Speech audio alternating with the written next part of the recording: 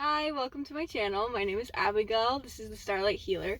So today I'm going to be sharing how I can spot a narcissist in like one conversation or even just like clocking their vibe, how I got to this point so young, and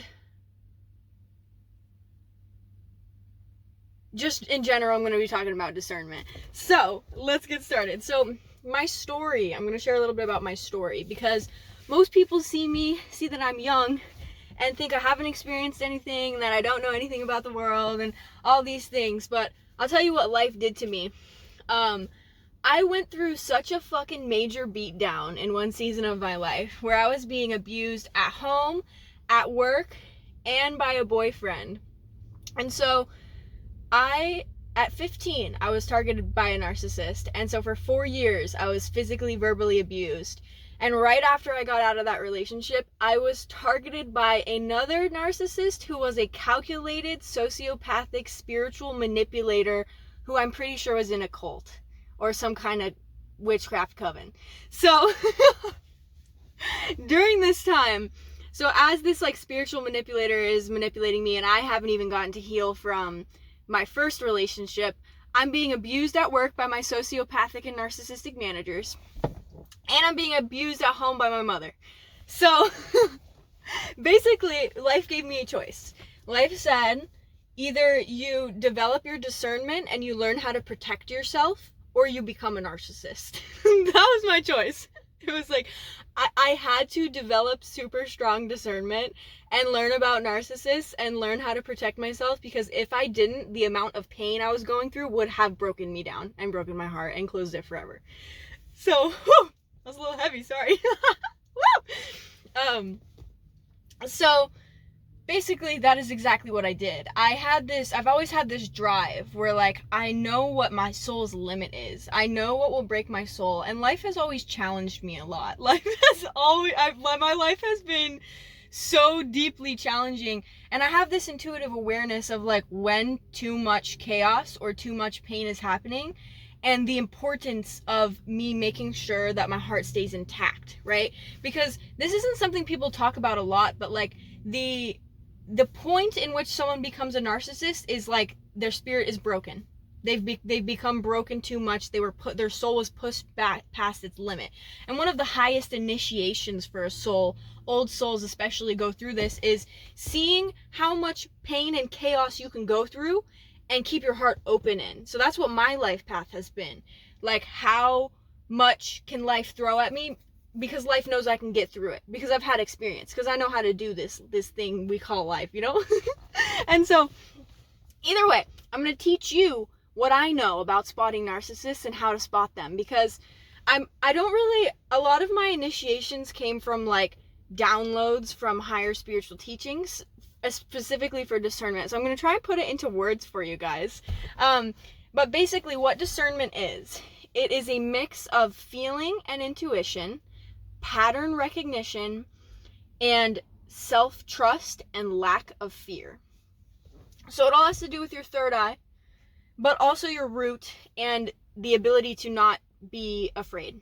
So when I'm spotting narcissists, I'm looking for how I feel around them, the patterns that I observe in their behavior, the inconsistencies I observe in their behavior, and this is all in point of reference to what I have came to understand is normal behavior and okay behavior for me and my standards, my worth.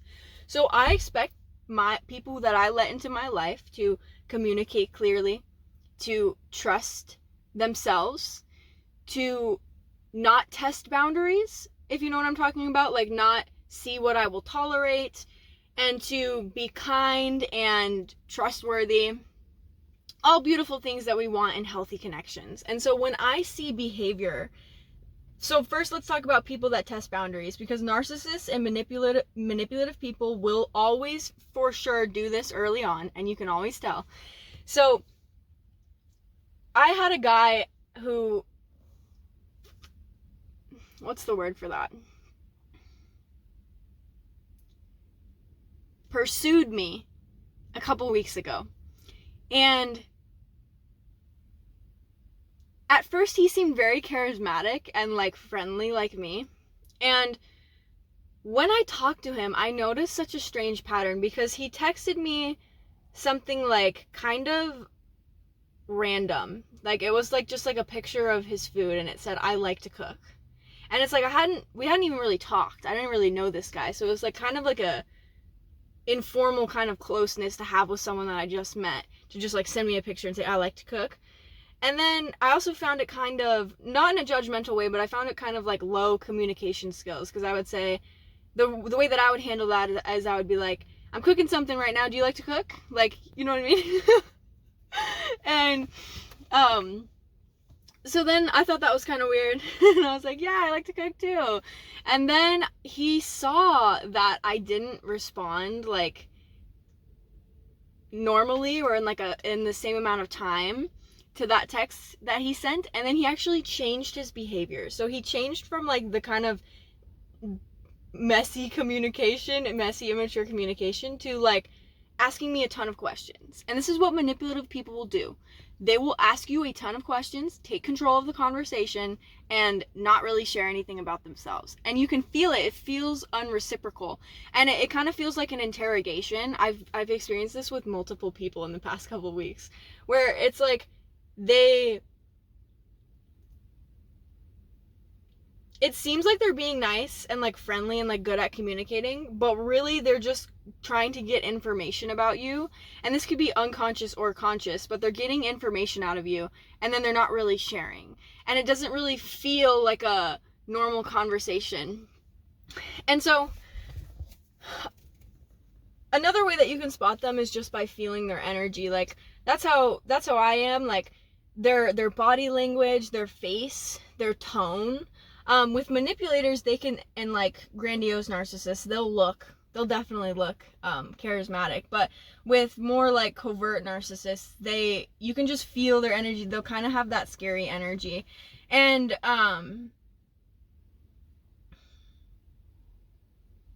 also, let's see, what else?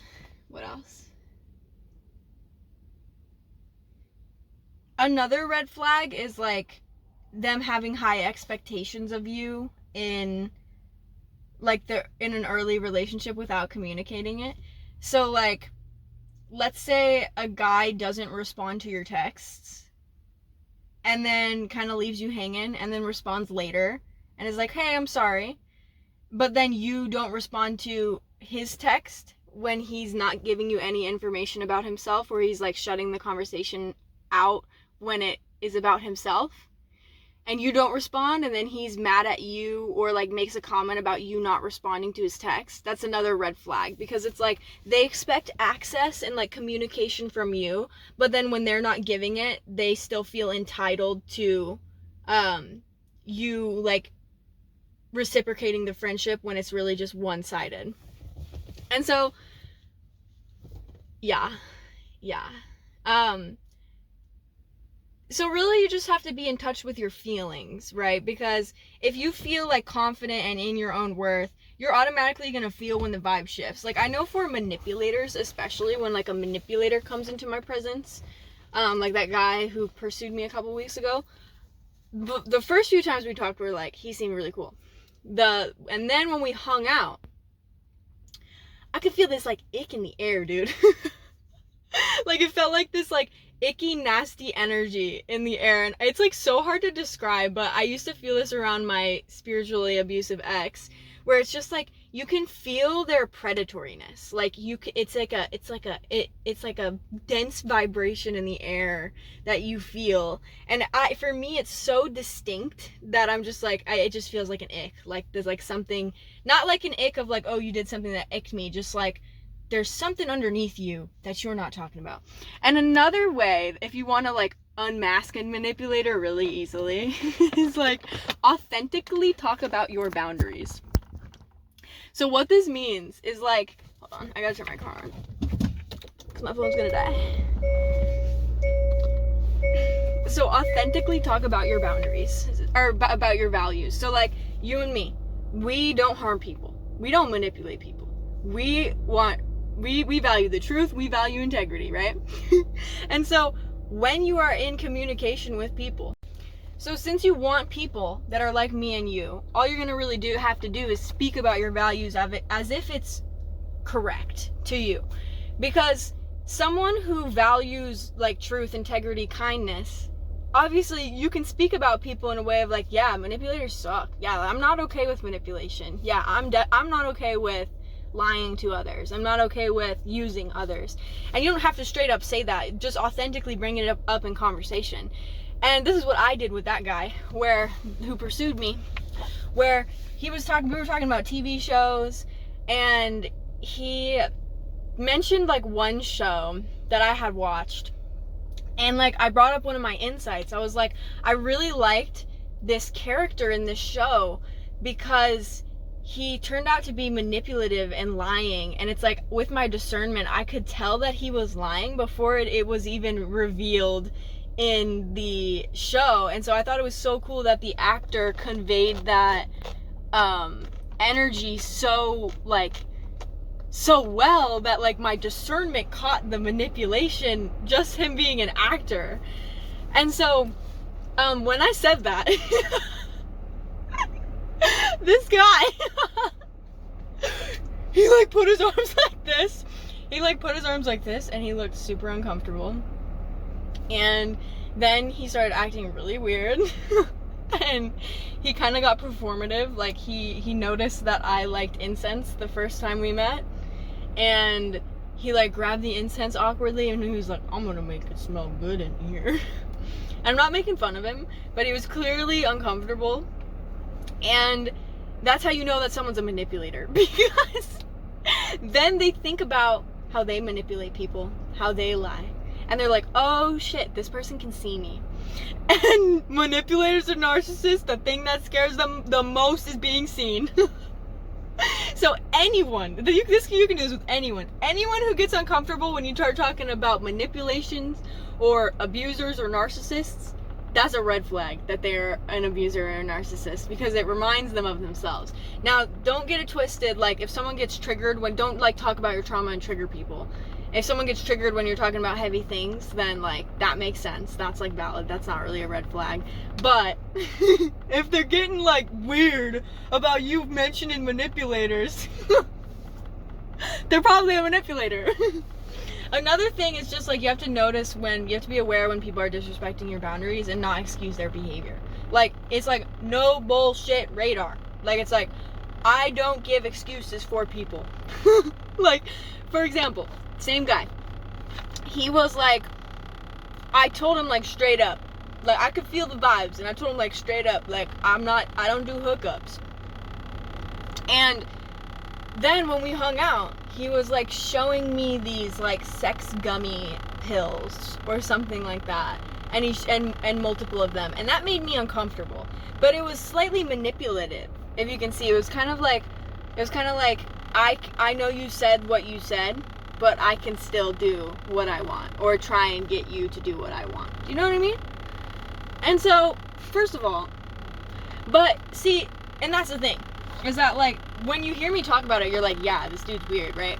Or maybe you're not, but it's like the old me, the conditioned me, when I would have probably not seen any of these red flags, you know what I mean? Because I wasn't trusting my feelings, or like had my feelings really, because when you've been through narcissistic abuse a lot as a child, which it always starts in childhood, you are primed to not trust your feelings, not trust your perceptions, make excuses for people, minimize people, and this is a survival mechanism.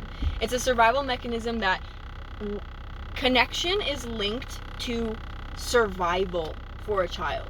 And so in order for a child to feel connected to a narcissistic parent that they rely on, they must minimize, get rid of their boundaries, minimize their feelings, shut down their feelings in order to survive their narcissistic parenting.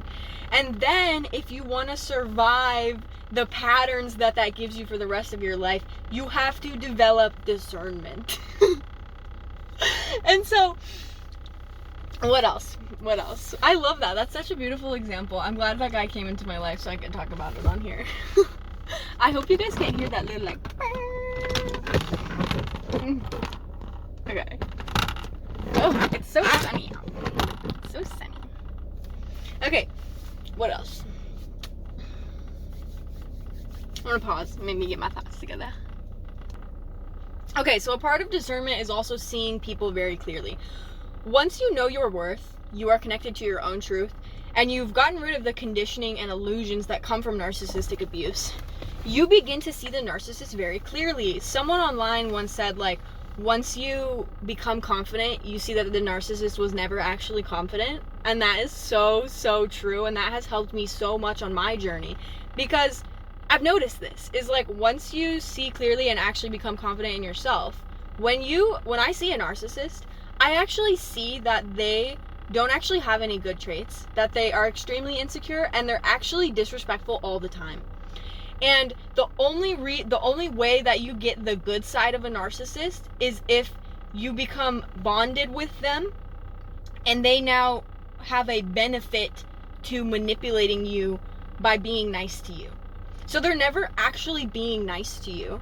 They're only being nice to you so that they can bond you to them and continue to keep you in a loop of you staying with them even though they're harming you. And so when you have discernment and self-respect and self-trust and confidence, it's like you never let narcissists create this bond with you, and so they're never going to really be nice to you because they don't see a benefit in being nice to you, because they know that you see through them.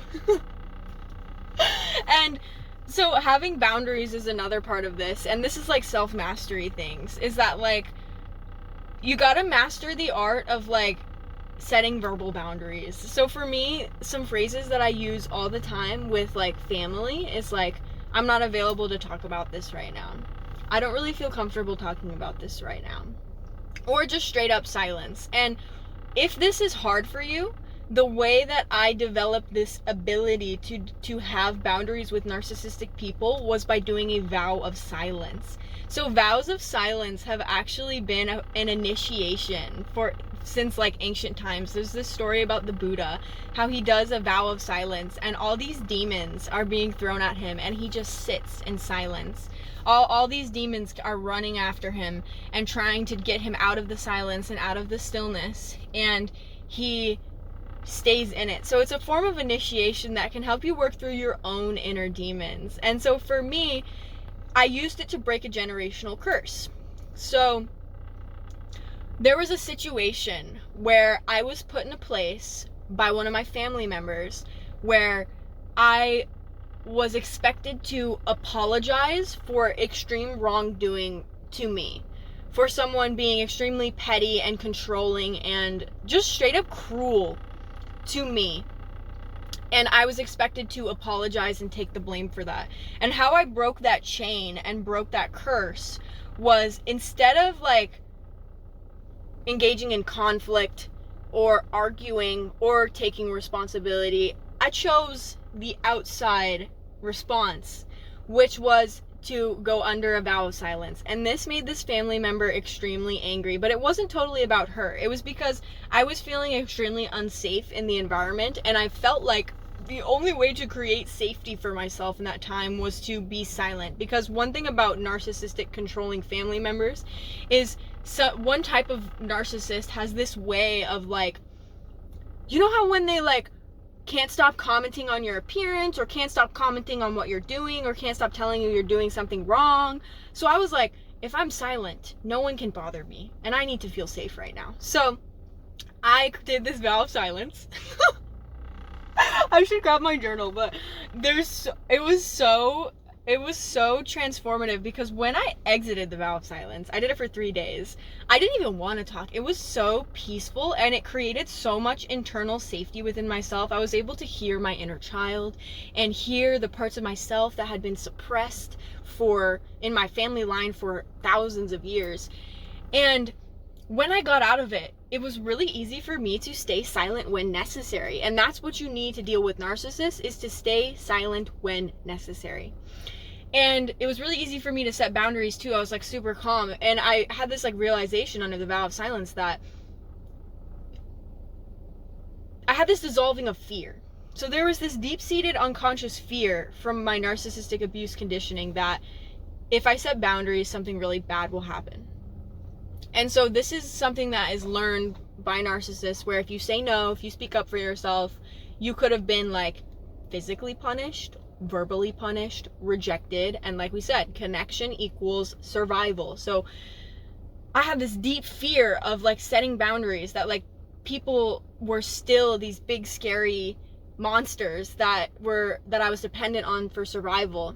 And I project that onto everyone, not just my family, in relation to boundaries. And this fear dissolved under this vow of silence, where I had this like aha moment of like this inner child part of me reintegrated into my adult self with confidence and the trust that, wait, I actually can set boundaries. And how this fear dissolved was that the fact that I did a vow of silence during that time with this family member in conflict, and she was angry, but nothing bad happened to me. They respected it. They didn't talk to me. And it was like, whoa, I actually can do what I want. I actually can protect myself. Wait. So, yeah, let's see, what else? Yeah, I'll pause again. So the main way that I've developed my discernment had to do with the spiritual manipulator that targeted me. So, I say targeted because, well, no, the main reason how I developed my discernment was dating this spiritual manipulator, because during this dating process, I remember being so confused. And like I said, God forced me to trust myself. God forced me to upgrade myself in order to keep myself intact. And I would be analyzing and ruminating over his behavior. Like, a part of me knew something he was doing was very wrong and not normal and not right, but it was so difficult to see through. And I'd be stuck in this confusion, rumination for the entire relationship anytime I wasn't with him, of like trying to figure out something that I couldn't figure out. And so they do this by destabilizing you. So they keep you consistently destabilized, constantly reaching out to you, constantly talking to you, so you never have the time or space to back away and self-reflect and figure out what's going on with them. And so my spirit guides actually saved me from this relationship. But when I did a lot of reflecting on this relationship and what actually happened to me, what happened was, me and my guides, my intuition, my higher self, we went through every single situation that happened with him, every single time he manipulated me, how I didn't see it, what I didn't see, how it was wrong, and how it was treatment that is not tolerable. So every single thing that he did, I had to go back and be like, wait, this wasn't right. Wait, this wasn't right. Wait, this also wasn't right. And so it was a whole long processing, but through that processing, I built self-trust, because I had to consciously choose in the moment to trust myself. However many times, he manipulated me a lot. So, and each time it's like, I'm not sure if I'm right about this, and I just had to choose. I'm right about this. I trust myself.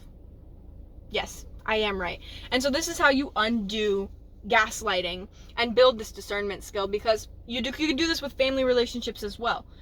Every time you feel that feeling of like, I think this is wrong, but I'm not sure, you have to choose to trust yourself. You have to choose to trust that voice that knows, the part of you that knows. And when you keep practicing this, you get to a point where I am now, where you don't have that self-doubt anymore as much. And you're just like, when someone wrongs you, you're like, you just clock it instantly, and you're like, you're like, wait, no, this ain't right. No, this isn't what I deserve. No, this is not how you act.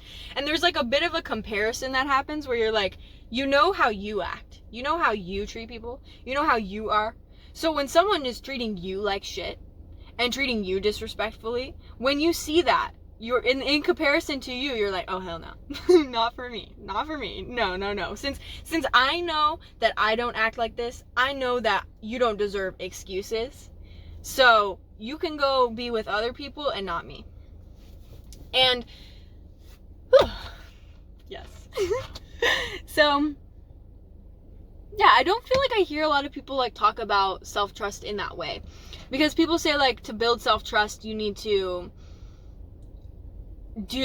say you're going to do something and do it. But really, to build self-trust, from like narcissistic gaslighting, you need to go back and trust every part of you that you've been not trusting for your entire life.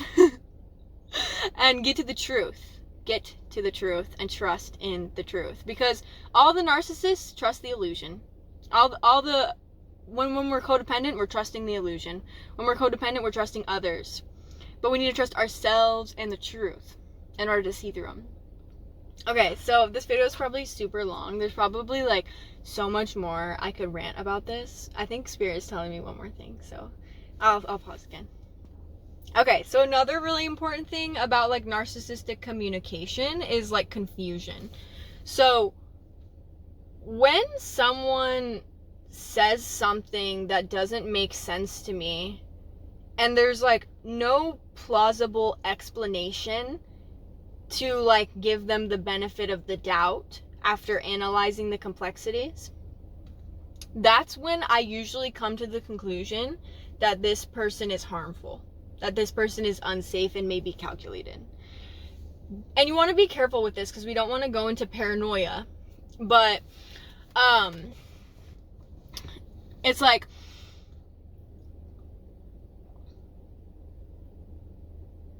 narcissists have a way of like saying confusing things that make no sense to get you to argue with them, or to get you to teach them, or to get you to explain yourself. And that's another thing.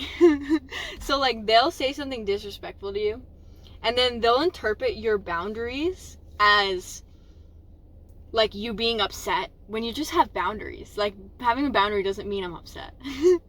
And then they'll go into like being confusing and like asking you confusion questions, trying to get you to explain yourself or teach them something. And I've had multiple guys do this to me, and it's actually something that makes me the angriest. Because it is a violation of boundaries. But yeah, confusing language. Like if someone says something and you just can't fucking understand why they're saying that, it's most likely a power play. Unless you're like but you know what I mean. I hope you know what I mean. Like don't get it twisted. Huh. Okay, I just got a call. But we're talking about confusing like language. Like this is a skill that you'll learn. It's like when you can observe and analyze complexity. It's like you'll analyze, this is why they might be saying this, this is what might be going on, this is why this might be a misunderstanding, this is why blah blah blah blah. And if you can't get any of that, you have to be open to the fact that they could be trying to use you. They could be trying to play power games with you. They could be a narcissist. They could be harming others. You know? And so, yeah, thank you for listening. If this was helpful for you, or if you have anything to add, feel free to join the comments, like, subscribe if you want to join the channel with me, and I will see you all in the next one. Bye!